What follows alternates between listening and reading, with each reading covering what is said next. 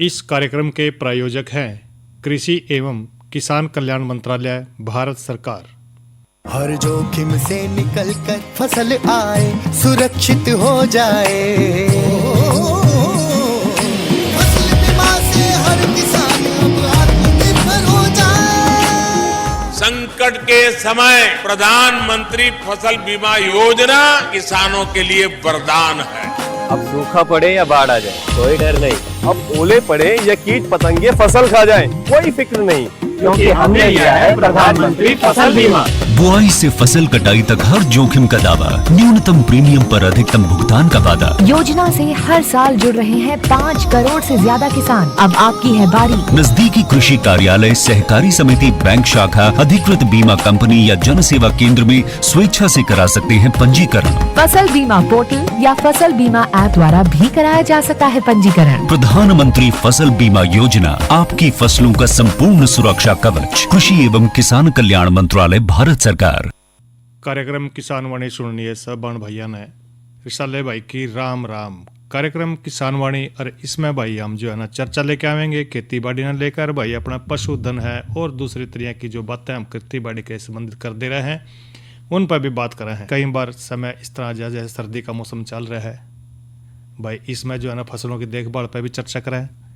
लेकिन भाई जो हमारे किसान हैं, जो देखे हैं कि भाई जो किसान है आज जो तकनीक भी आ रही है भाई, किसान जो है ना आजकल पढ़ा लिखा ज़्यादा हो गया है। क्योंकि भाई समय के साथ समय की मांग भी रही है। तो आज भी हम जो है ना बात कर रहे हैं कि भाई खेती का जो क्षेत्र है उसमें वैज्ञानिक दृष्टिकोण के है। क्योंकि भाई जो वैज्ञानिक दृष्टिकोण है, देखो खेती की नई नई तकनीक हमारे जो वैज्ञानिक हैं ईजाद करने लाग रहे हैं, बताने लाग रहे हैं, बनाने लाग रहे हैं। तो जिस तरह हमारा नहीं सोचा है कि भाई वैज्ञानिक हमारे जो किसान भाई हैं उनको ज़्यादा से ज़्यादा भाई वो जो तकनीक आ रही हैं उनका भरपूर फ़ायदा उठा कर अपनी खेती ना आगे बढ़ा सकें और ज़्यादा से ज़्यादा भाई उत्पादन भी ले सकें खेती में। तो भाई जी अगर हम भाई इस तरह की तकनीक खेती में अपनावेंगे तो भाई जो खेती बाड़ी है वो ज़्यादा भी हो जाएगी। और भाई तकनीक जो है जिसका हम जिक्र भी कर दे रहे हैं समय समय पर, क्योंकि भाई जिस तरह जो हमारे वैज्ञानिक है, जिस तरह आजकल देखा है कि जो ड्रोन आ गया है, ये भी एक तकनीक है खेती बाड़ी में, इसका खूब सारा जो है ना फ़ायदा उठा सके हैं किसान भाई। क्योंकि जो हमारी पारंपरिक जो खेती है उसको जो है ना भाई विज्ञान और तकनीक के साथ जोड़ना है हमने। अगर भाई जो उसके ऊपर खर्च हुआ है और वो कम हो जाए, क्योंकि उत्पादकता बढ़ेगी तो लागत घटेगी और भाई पर्यावरण सुरक्षित रहेगा, तो इससे जो है ना किसान का फ़ायदा भी होगा।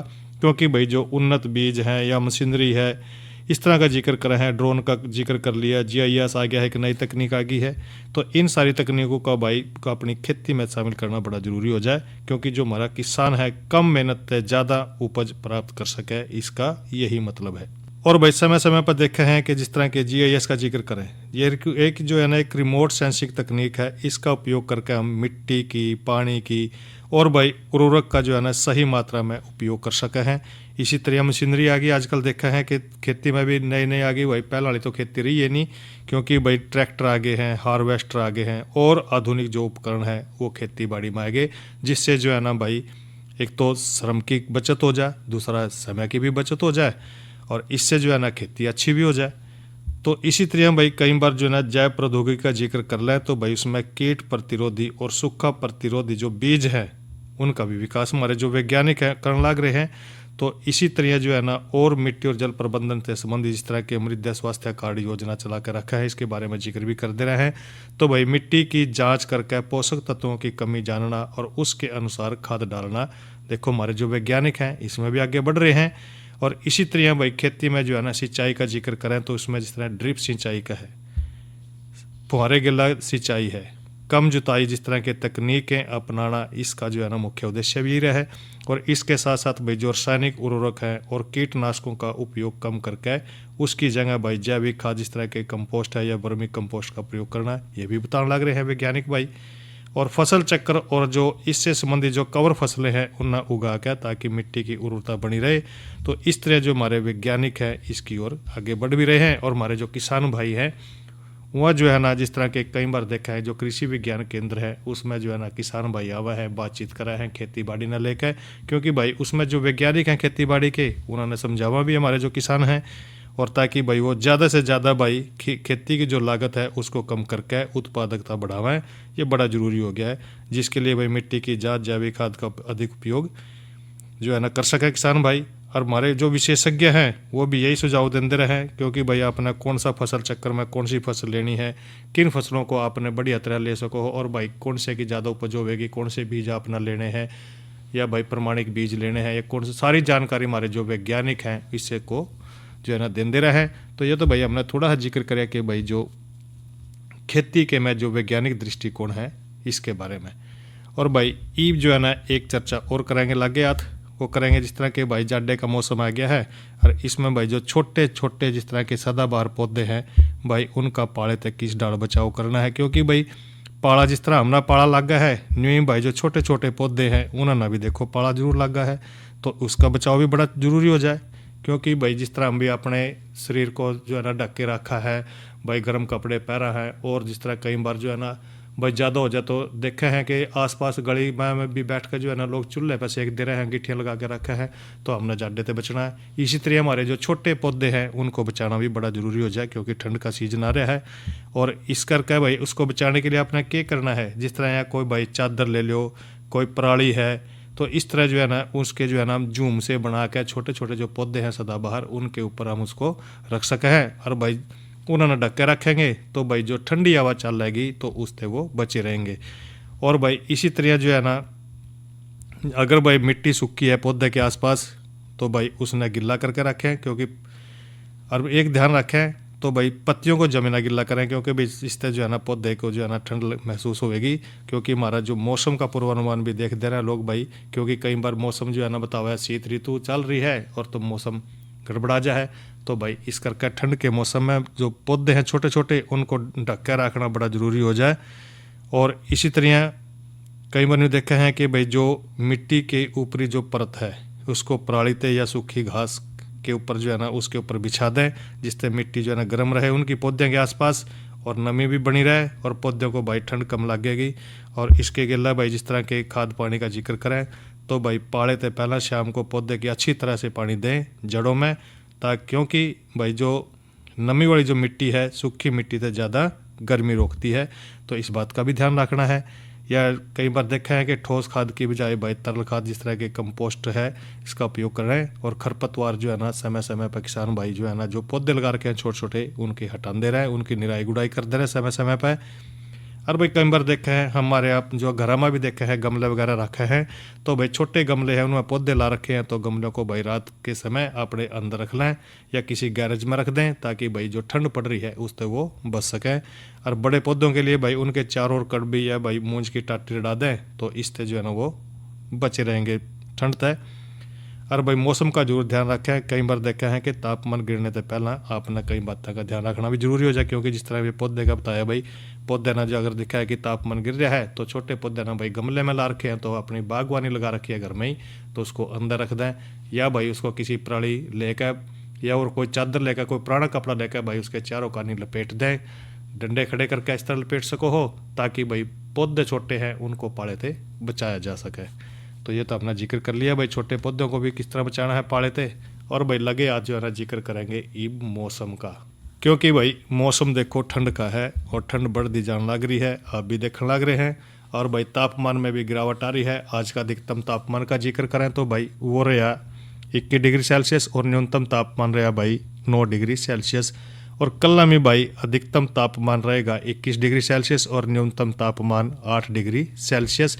और भाई कल जो है ना हम कार्यक्रम रहेंगे लेके आवेंगे अन्नदाता, और उसमें भाई हम बात करेंगे तिलहनी फसल सरसों में कीट नियंत्रण किस तरह करना है, इसके बारे में जानकारी देंगे भैया ने। और भाई साथ साथ में भाई नई फसल नई उमंग में बात करेंगे चप्पन कद्दू की बिजाई पे। और भाई इसके साथ साथ प्राकृतिक खेती का भी जिक्र करें है, फफूंदनाशक सोहास्त्र किस तरह बनाना है भाई और किस तरह खेती में अपना प्रयोग करना है, इस बारे में जानकारी देंगे भैया ने। और भाई ईब कराएंगे भाइयों का मनोरंजन। और भाई ईब सुन ले पहला ये लोकगीत। ये रानी के बुझे मेरे मन की, रानी के बुझे मेरे मन की या विपत राम ने गेरी। दो पक्षी तितर बन के रानी अकल मार गे मेरी के बुझे मेरे मन की के बुझे मेरे मन की या बेपतरा मन गेरी दो पक्षी तितर बन के रानी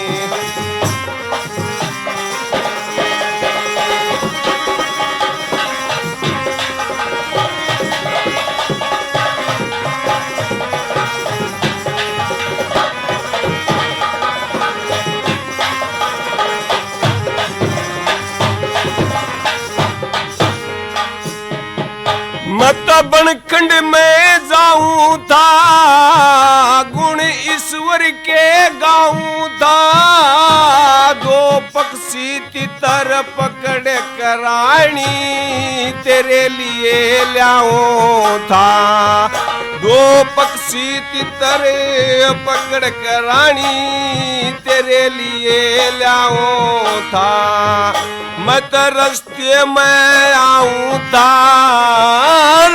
रस्ते में आऊं था दो तितर गालेंगे दो पक्षी तितर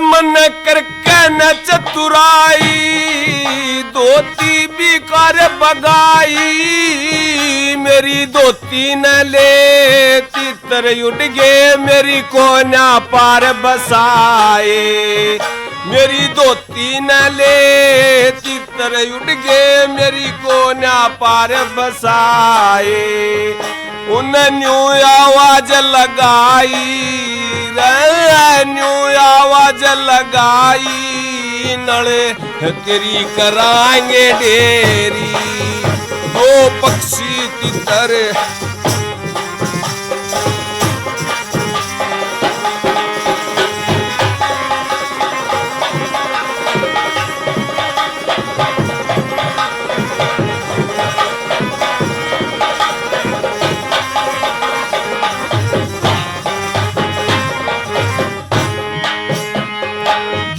पक्षी तितर बन के मेरे आगे आगे चल के ईसा जाल मेरे पे गिरा मत बस मैं हो गया उन्हें कह रहे ईसा जाल मेरे पे गिरा मत बस मैं हो गया उन्हें कह आग लगो इसे धन के रे आग लगो इसे धन के करी पासा मैं अट फेरी दो पक्षी तितर बन के रानी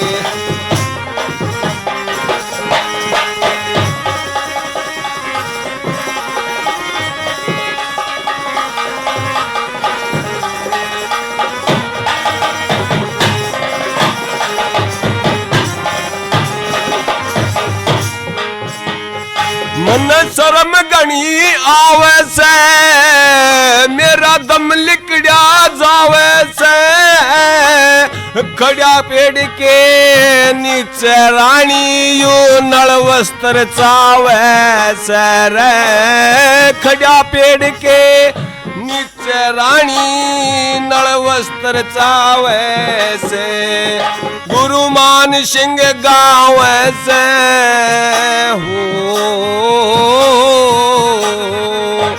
गुरुमान सिंह गाँव से तत काल करो ना देरी दो पक्षी तितर बन के रानी अकल मार के मेरी रानी के बुझे मेरे मन की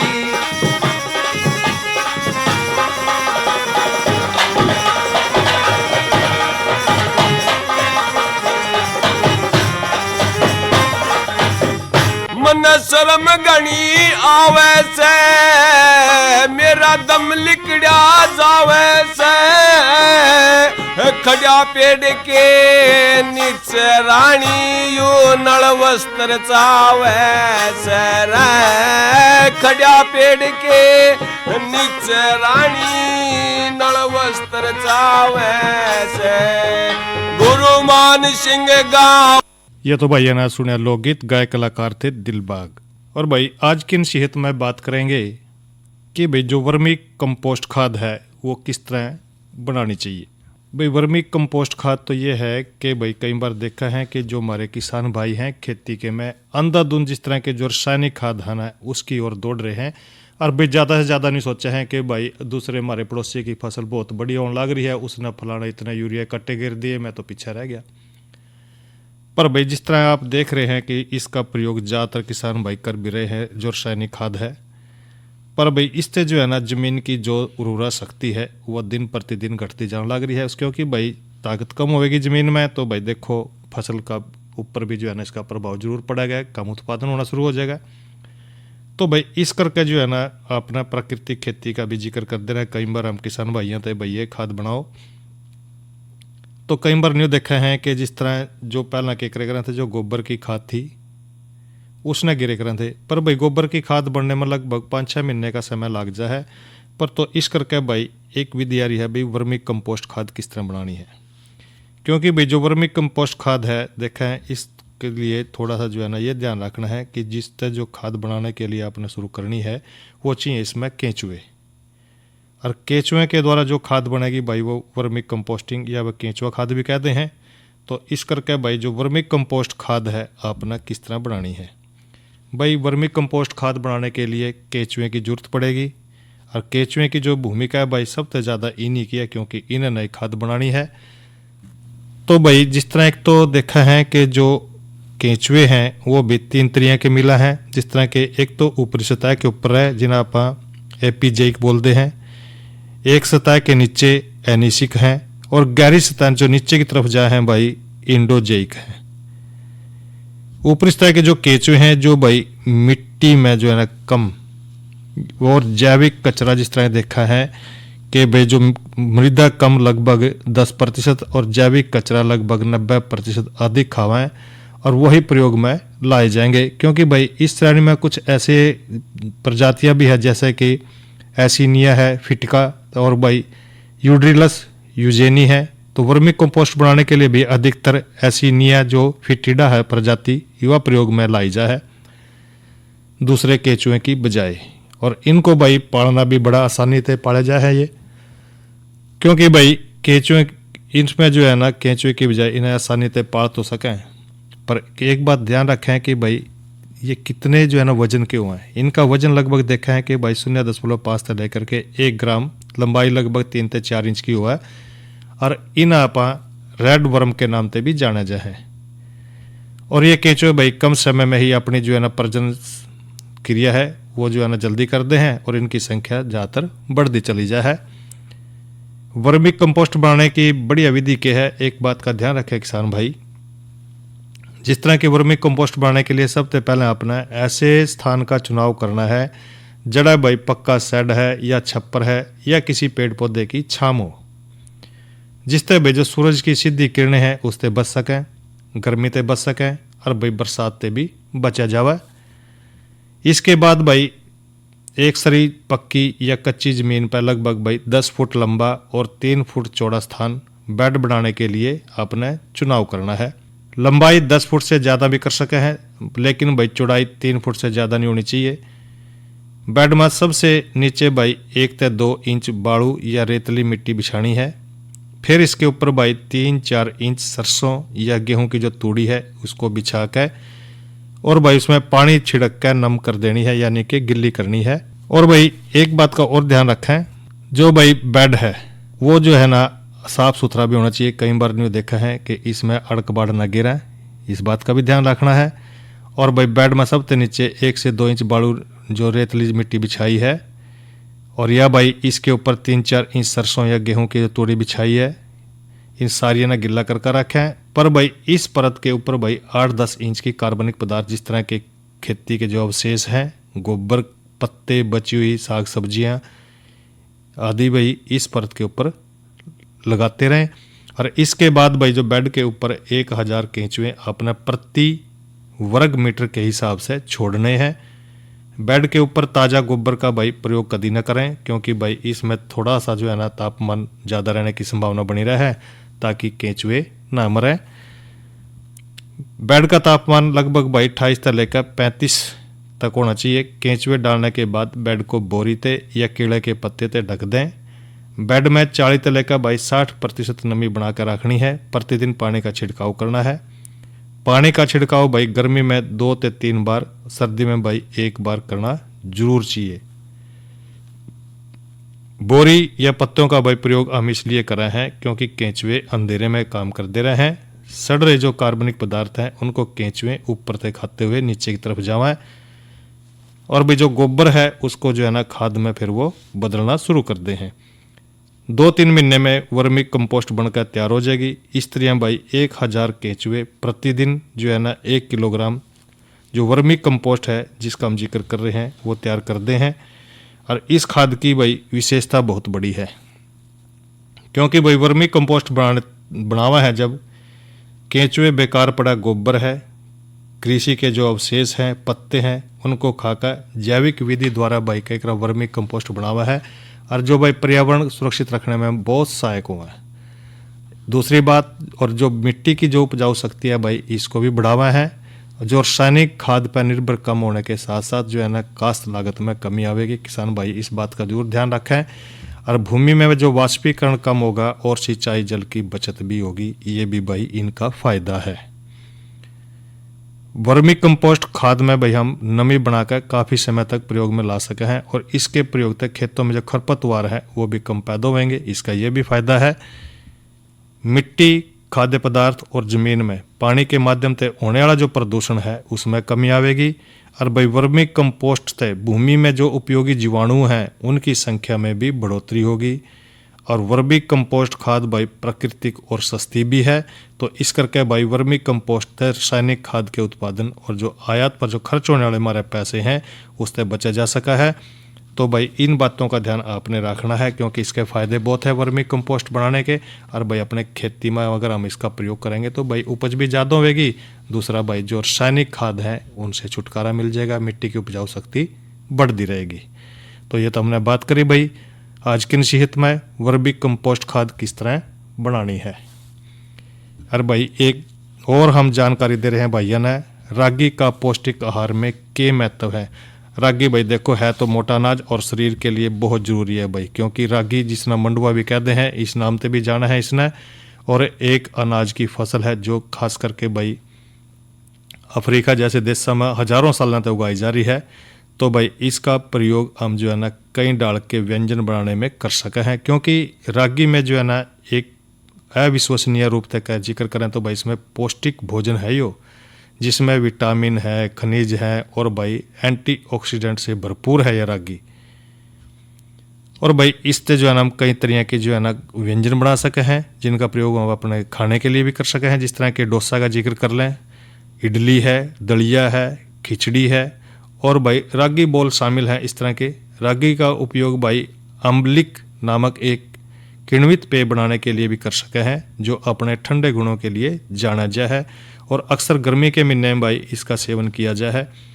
और रागी को खाने में इस्तेमाल के अलावा भाई इसके औषधीय गुण के लिए भी इसको जाना जाए है, क्योंकि भाई जो औषधीय गुणों का जिक्र करें तो भाई इस ये जो है ना जिनमें मधुमेह वाले जो लोग हैं उनके लिए तो फ़ायदेमंद माना जाए है। तो इस करके भाई इसमें कम ग्लाइकेमिक इंडेक्स हुआ है, और यह रक्त शर्करा के स्तर को नियंत्रित करने में काफ़ी मदद करा है। और रागी में भाई आयरन से भरपूर है। अनीमिया से पीड़ित लोग हैं उनके लिए भी एक अच्छा भोजन बनावा है यो, और यो हड्डियों के लिए जो है ना कई तरह बहुत ज़रूरी है, क्योंकि भाई हड्डियों को स्वास्थ्य के लिए भी अच्छा माना जाए, क्योंकि इसमें कैल्शियम का एक बड़ा साधन भी है यो। तो इस करके भाई रागी के कई फायदे हैं। और इस रागी ना भाई जिस तरह जो दूसरे अनाज है, गेहूं या चावल है, इसके रूप में प्रसिद्ध तो नहीं है यू, लेकिन अक्सर भाई ज़्यादा जो है ना लोकप्रिय अनाजों के पक्ष में इसे अनदेखा भी नहीं कर सकते हम, क्योंकि इसको जो है ना हमें अपने भोजन में जरूर प्रयोग करना चाहिए, और स्वास्थ्य जो है ना आपका अच्छा भी रहेगा इसको प्रयोग करना था भाई। तो इस करके भाई जो रागी है ये एक भरपूर और बढ़िया कई क्रम भाई पोषण युक्त भी है, क्योंकि इसमें काफ़ी विटामिन एंटीऑक्सीडेंटों से भरपूर पड़ा है। तो इस करके अपने जीवन को अच्छा और स्वास्थ्य अच्छा बनाने के लिए भाई हम ना रागी का प्रयोग अपने भोजन में जरूर करना चाहिए। और भाई एक जानकारी और दे रहे हैं भाई ना लगे हाथ, वो है भाई कृषि मशीनीकरण योजना के बारे में। क्योंकि भाई जो कृषि मशीनीकरण योजना है ये भी भाई एक भारत सरकार की एक पहल है, जिसका उद्देश्य है किसानों, खासकर जो छोटे और सीमांत किसान हैं, उनको आधुनिक जो कृषि मशीनरी है खरीदने या भाई किराए पर लेना, जिस तरह के जो कस्टम हायरिंग सेंटर हैं स्थापित करने के लिए वित्तीय सहायता और प्रोत्साहन प्रदान करना है, जिससे भाई खेती में जो मशीनीकरण को बढ़ावा देना है, उत्पादकता में सुधार हो, ताकि भाई सब्सिडी, ड्रोन के लिए प्रोत्साहन और कौशल विकास जैसे लाभ शामिल हैं। यह योजना भाई कृषि मशीनरी बैंक और कस्टम हायरिंग सेंटर के माध्यम से मशीनों को सुलभ बनावा है। तो इसके लिए भाई आप आवेदन कर सके हैं, क्योंकि भी जो इसके जो लाभ हैं, एक तो देखो सब्सिडी मिला है इसमें, जो छोटे किसान हैं, ड्रोन है, ड्रोन खरीदने के लिए भी व्यक्तिगत किसानों को भाई कई तरह EPO के द्वारा भी वित्तीय सहायता दी जाए है। तो एक फार्म मशीनरी बैंक है, किसानों के जो है ना समूह हैं, FPO सहकारी समितियां के लिए जो है ना मशीनरी खरीदने के लिए भाई वित्तीय सहायता दी जाए है। तो इस तरह जो है ना किसानों और युवाओं को जो मशीनें हैं इनको संचालन और रख रखाव का प्रशिक्षण भी इसमें दिया जाए है, ताकि जो किसान भाई हैं उनको अच्छी तरह सीख लें और भाई अपने खेत में इसका प्रयोग कर सकें। जिस तरह की आजकल ड्रोन दीदी योजना आ रही है, ड्रोनों के बारे में सीख लें और भाई ले भी सके हैं। तो ये योजना भाई भारत सरकार के केंद्रीय क्षेत्र की एक योजना है। इसमें केंद्र सरकार का 100% योगदान रहा है। तो अन्य घटकों और केंद्र राज्य सरकारें जिस तरह के भाई जिक्र करें तो 60-40 या 90-10 का योगदान भी कर दे रहे हैं। तो ये एक सरकार की भाई अच्छी योजना है। तो भाई ये तो जानकारी दी भाई थे कृषि मशीनीकरण योजना पर। और भाई ईब दे दें किसान कॉल सेंटर के नंबर की जानकारी। भाई किसान कॉल सेंटर का जो नंबर है भैया ने बता दे रहे हैं, जिक्र कर दे रहे हैं, वो है भाई 1551, यानी कि भाई 1551 पे 1551 पे भाई खेती बाड़ी से जुड़ी जो भी समस्या किसान भाइयों की जो भी समस्या आवे तो भाई इस नंबर पर कॉल करके अपनी खेती बाड़ी से संबंधित जो भी जानकारी लेना चाहिए वो किसान भाई ले सके हैं। तो भाई इस कार्यक्रम के प्रायोजक थे कृषि एवं किसान कल्याण मंत्रालय, भारत सरकार। अरे अरे अरे क्या कर रहा है? इधर इधर इधर हम बोल रहे हैं तेरे बीजू का। उतला बोल रहा है? हाँ, पक्षियों से तो हम खेत को बचा लेते हैं, पर इन घातक रसायनों से कैसे बचाएं? मतलब? देख बेटा, तू जो ये अंधाधुंध रसायन मिलाता है ना, मिट्टी की सेहत बिगड़ने लगी है। और जब माटी ही कमजोर पड़ जाएगी तो उपज कैसे सेहतमंद होगी? अरे पहले ऐसा नहीं था। पूछना अपने बड़े बुजुर्गों से, कैसे फसल लहलहाती थी, शुद्धता झलकती थी। हाँ, माटी भी तंदुरुस्त और लोग भी। अब पहली वाली बात कहाँ? पर अब तो सब यही डाले हैं। सब नहीं, आज भी लाखों जागरूक किसान परंपरागत विधि से फसल उगा रहे हैं। खर्चा कम और उपज की कीमत भी बेहतर पा रहे हैं। सच है? रे बेटे, एक्सपीरियंस से बता रहे हैं, धूप में बाल सफेद नहीं किए हैं। हाँ। ठीक है भाई, मैं भी आज से जैविक खेती शुरू करूंगा। माटी से प्रेम की परंपरा है, परंपरागत खेती। और भाई इसी के लिए कार्यक्रम किसान वाणी यही संपन्न हो रहा है। साले भाई ना दो इजाजत। अच्छा भाइयों, राम राम।